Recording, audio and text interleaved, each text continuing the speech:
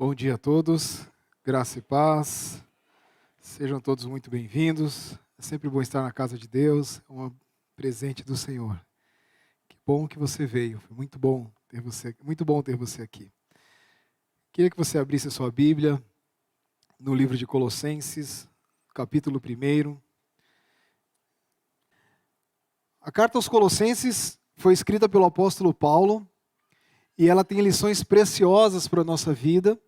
E eu quero falar com vocês a respeito dessas lições, e eu já quero começar a partir do versículo 9, porque no versículo 9 registra a oração de Paulo pelos colossenses.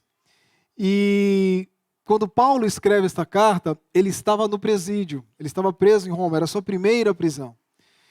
E eu e você, se estivéssemos numa situação muito parecida com essa, provavelmente, eu com certeza, você eu não sei, mas provavelmente eu estaria dizendo o seguinte para eles: olha, eu vou orar para que vocês, vou pedir para que vocês orem por mim, para que eu seja liberto, para que eu saia dessas cadeias logo, para que de alguma forma o meu problema seja resolvido.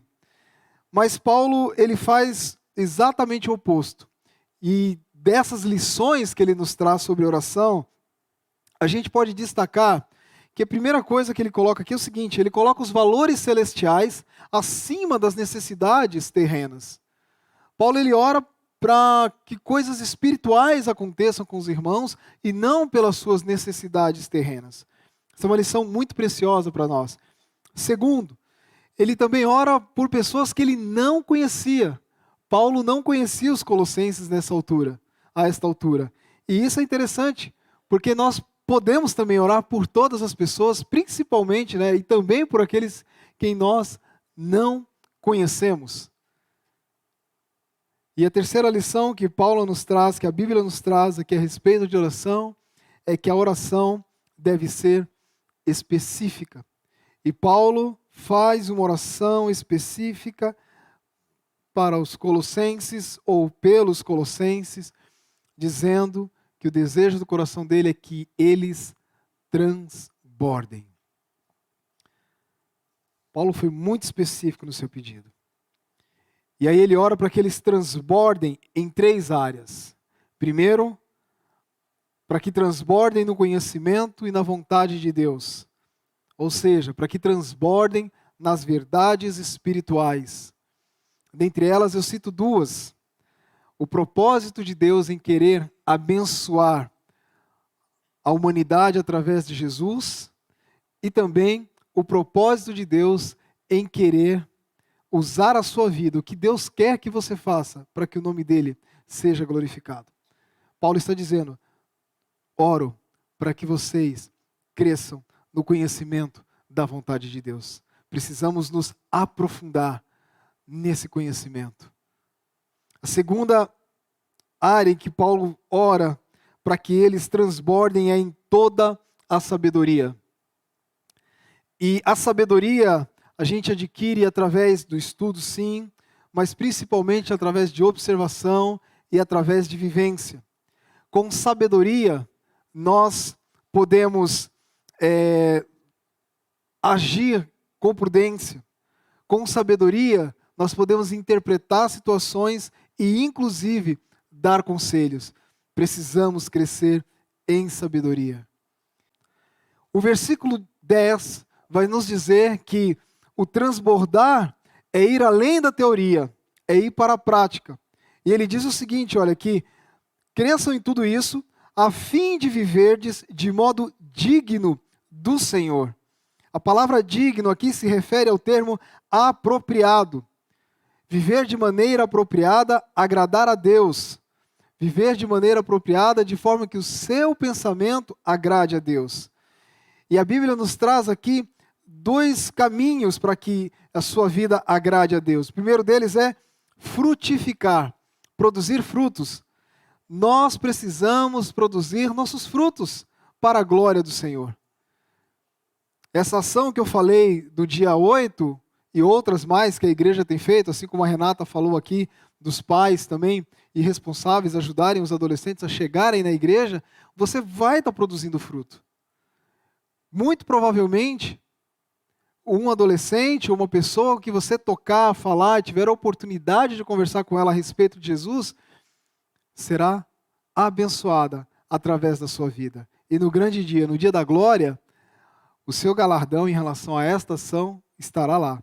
Nós precisamos produzir fruto.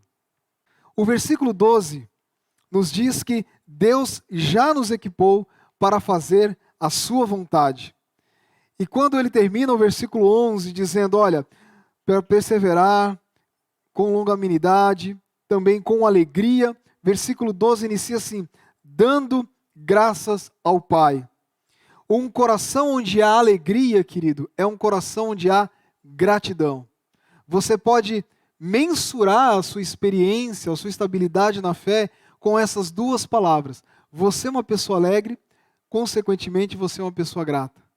Então, se está te faltando um desses dois, avalie, querido, porque é muito importante, porque você precisa estar crescendo na fé, você precisa estar frutificando para a bênção das pessoas, para a bênção pessoal e também para a prosperidade do reino de Deus.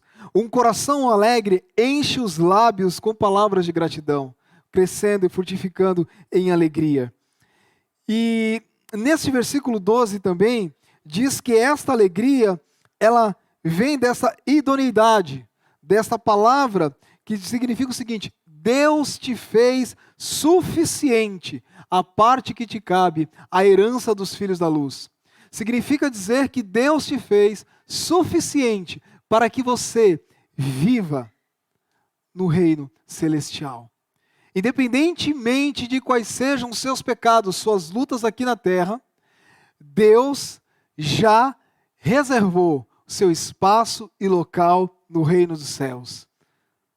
Talvez você entre à igreja, passe o dia a dia dizendo o seguinte, puxa vida, eu não sou digno do céu. Mentira, você é.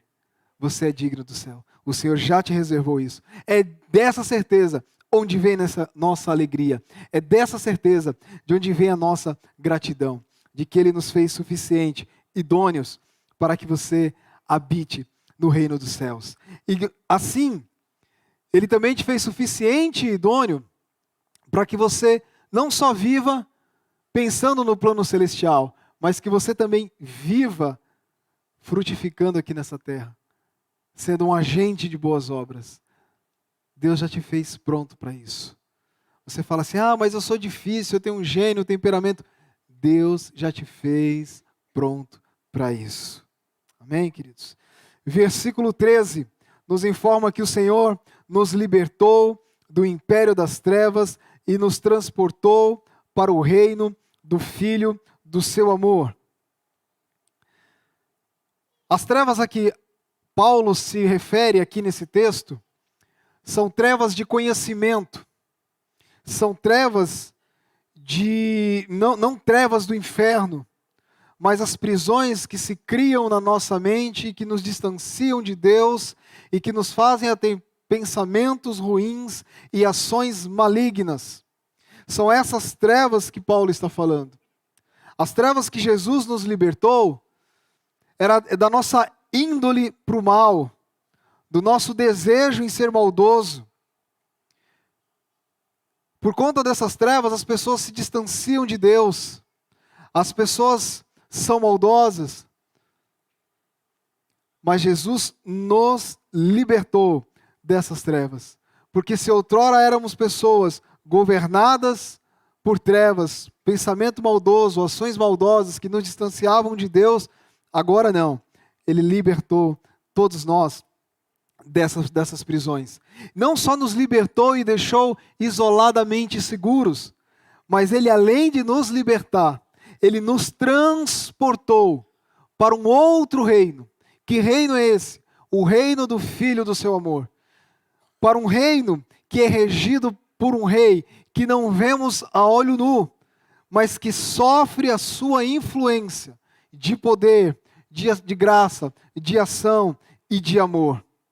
Dessa forma, todo cristão, querido, é abastecido com esse poder e essa dignidade do reino do Messias. Ele nos libertou do império das trevas e nos fez viver no reino da sua maravilhosa luz e do seu amor.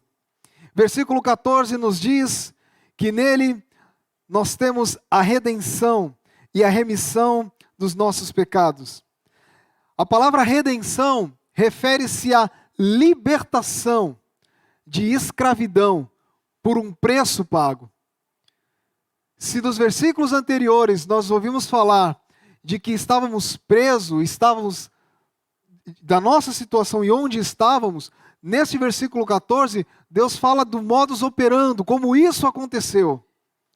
Então, de que forma?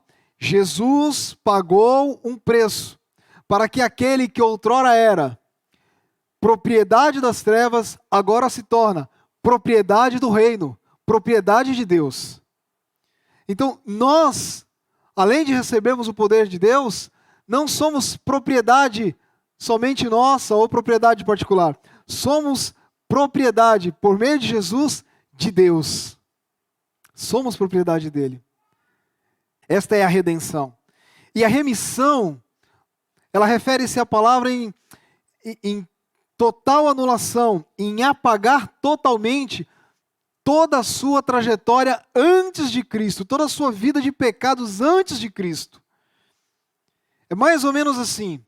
Você está chegando no reino celestial, ou então você está chegando diante de Deus, e aí Deus começa vê o extrato da sua vida, e fala o seguinte: olha, aqui a seu respeito tem, você recebeu Jesus, você começou a crescer em oração, você está se dedicando mais à adoração, está lendo a Bíblia, você está sendo um melhor pai, um melhor filho, um melhor cônjuge, rapaz, você está sendo um melhor profissional. Aí, o diabo, doido para querer ver a sua derrota, fala: não pode ser, eu quero ver o extrato da vida do fulano lá. O seu extrato. E quando ele for ver, o que tem? Páginas em branco, totalmente apagado. Isto é a remissão. Jesus, ele não só te libertou, mas ele desvinculou de você todo o histórico de maldição e de pecaminosidade que poderia em algum momento te afastar de Deus. Deus olha para você e por isso a gente entende porque somos nova criatura. Porque somos novas pessoas. Foi isso que ele fez com você. É como se você jamais tivesse cometido seus pecados. Depois a gente acaba cometendo outros, mas aí entra a graça, o perdão, e é assunto para uma outra oportunidade. Versículo 15 nos anuncia que Jesus é a imagem do Deus invisível. Se por um lado, e até a mesma Bíblia diz isso, ninguém viu a Deus, por outro lado, nós conhecemos Deus através de Jesus. Através de Jesus conhecemos a índole de Deus. Através de Jesus conhecemos o caráter de Deus, a bondade de Deus, o amor de Deus. Falando aqui para vocês nesse momento sobre um pouco da mente, dos propósitos, das ideias que passam por Deus através de Jesus. Queridos, Jesus, desta forma, ele é o primogênito de toda a criação, porque a palavra primogênito significa primeiro. Ele vem antes de tudo. O versículo 16 nos diz que todas as coisas foram criadas e Jesus veio antes de todas essas coisas.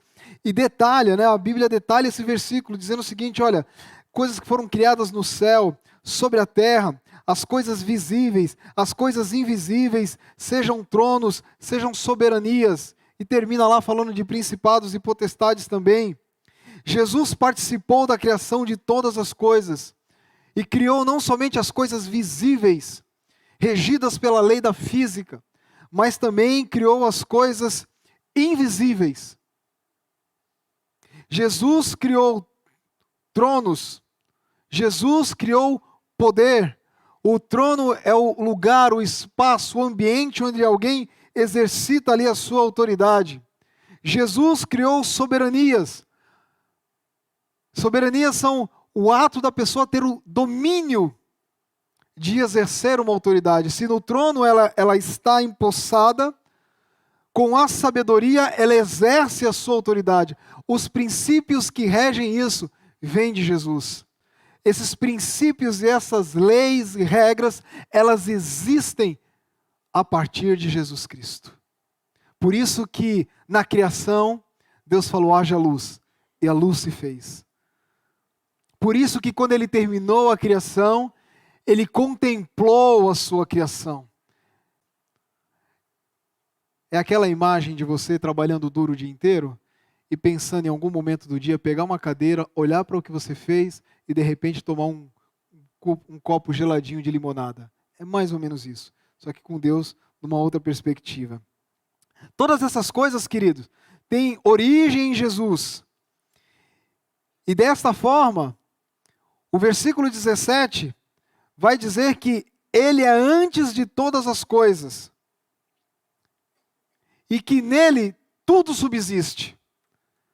Quando você pensa nessas leis, nessas coisas invisíveis que a gente está falando, no bom uso da política, do uso do poder, de todas essas coisas, a Bíblia está nos dizendo que essas coisas todas convergem e se conectam em Cristo. Todas elas subsistem em Cristo.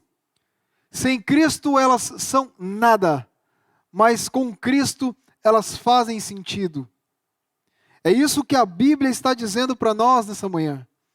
Que essas coisas elas estão juntas, conectadas em Cristo. Jesus é coesão, lógica, coerência desses pensamentos e do pensamento perfeito e da existência perfeita de tudo e de qualquer coisa que possa existir.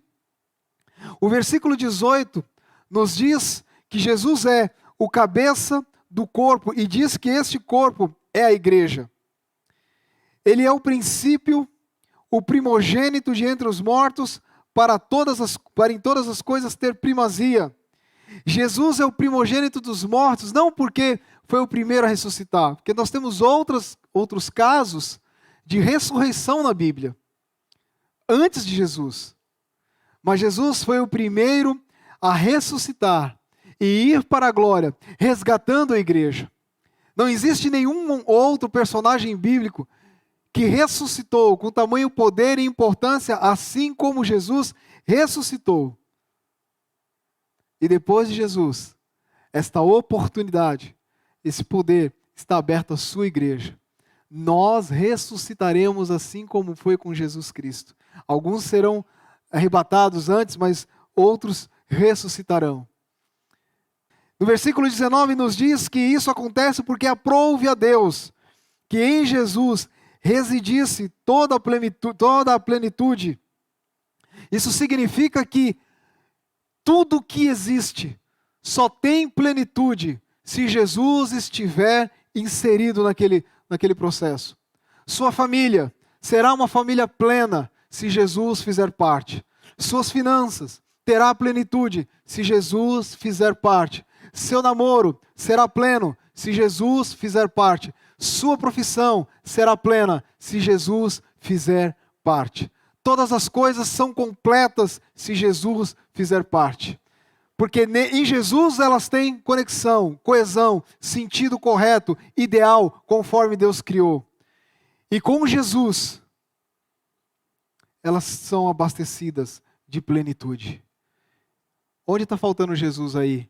Em alguma área da sua vida? Insira Jesus para que haja plenitude. No versículo 20, anuncia Jesus como nosso reconciliador. E este reconciliador, ele é necessário porque de todas essas coisas conectadas em Cristo, de todas essas coisas que são completas na plenitude de Cristo, em algum momento, lá no Éden, a gente conhece a história, elas se distanciaram de Deus. E assim a criatura ficou distante do seu Criador. E Deus estipulou um preço para que esta criação tivesse acesso novamente a essa plenitude de Cristo, acesso novamente a essa conexão com Deus. Veja, não foi o mundo quem estipulou esse preço, não foi o inferno quem estipulou esse preço, foi o próprio Deus quem estipulou esse preço. Jesus é a nossa reconciliação, porque nós estávamos distante dele, distante de Deus, na nossa vida antes de Jesus Cristo. Por isso, por meio dessa reconciliação, é possível sim que os poderes, as ciências, as leis, a humanidade hajam de acordo à vontade de Deus para que caminhem em harmonia com Ele. Sabemos que o final dessa história é que alguns não vão para esse caminho. Receberão ali sua punição e viver eternamente distante de Deus. Mas aqueles que decidem nesta vida viverem conforme a vontade de Deus, estarão acessando esse processo de reconciliação através de Jesus Cristo. De todas essas coisas convergindo com Ele e principalmente a sua criação. O versículo 21 nos diz que aqui já falando de nós, que em outro tempo, em outro momento, nós éramos pessoas estranhos e inimigos de Deus. Estranhos e inimigos através dos nossos pensamentos, do nosso entendimento e das nossas obras malignas. Eu chamo esse grupo de pessoas de alienados. Porque quando ficamos alienados, ficamos longe de Deus em todos os nossos aspectos. Suas emoções, sua motivação, sua maneira de pensar, suas ações. Jesus não quer que isso aconteça com você. Ele morreu para que você tivesse a oportunidade de ser reconciliado com Deus. E que toda a sua inteligência, todas as suas habilidades fossem reconciliadas com Deus e fossem usadas para a glória do nome do nosso Senhor Jesus. Mas o versículo 22 diz que nós fomos reconciliados por meio do sacrifício na cruz. A reconciliação de Jesus, ela tem um objetivo. E este objetivo é te apresentar santo, te apresentar puro, te apresentar limpo, inculpável e irrepreensível diante de Deus. Jesus morreu no Calvário, queridos, para que você fosse apresentado diante de Deus santo, que aí resume todas essas palavras que eu falei. Todos esses acessos, esse poder e essa graça está disponível a você se, primeiro, permanecer na fé. Permaneça na fé. Quanto mais você ouve do Evangelho, quanto mais você observa o Evangelho, quanto mais você canta do Evangelho, quanto mais você participa dos expedientes de oração, mais a sua fé vai sendo alimentada. Por isso é importante você participar de grupos de discipulado, mentoria de homens, encontro de mulheres, encontro com adolescentes, jovens, tudo que você puder estar, vá, para que a sua fé seja alimentada e para que você persevere nessa fé, permaneça. Segundo, para que você seja uma pessoa alicerçada e firme. O alicerçado aqui, a palavra usada, é sentido de fundamento profundo.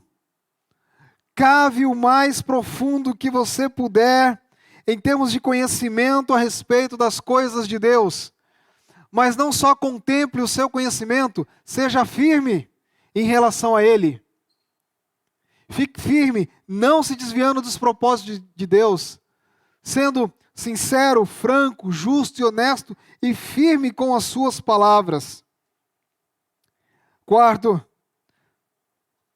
não se deixe afastar da esperança do Evangelho. Pode ser que você tenha dias difíceis nessa vida. Pode ser que você esteja passando hoje por dias ruins. E a esperança, ela nos dá um duplo sentido. O primeiro, de que em algum momento isso vai passar, seja aqui nessa glória ou no segundo, na glória celestial. Aí, mantenha firme essa esperança, querido.